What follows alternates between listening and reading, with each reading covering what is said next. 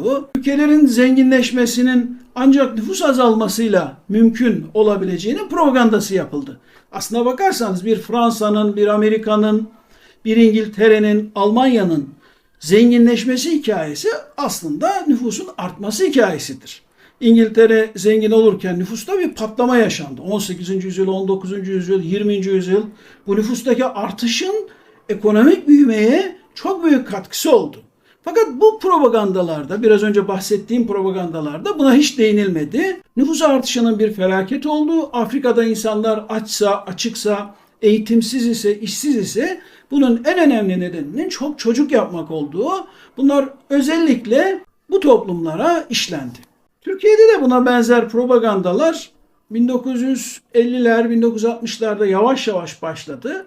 Aslında 1920'lerin, 30'ların Türkiye'sine bakarsanız, hatta 40'ların Türkiye'sine bakarsanız, Türkiye'de devletin temel gayesi nüfusu arttırmaktır. Hani var ya ne diyor?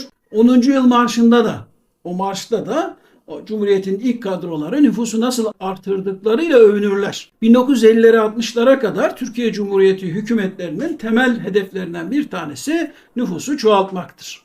Fakat sonrasında 60'lı yıllarda özellikle başlayıp 70 ve 80'li yıllarda nüfusun ne kadar kötü bir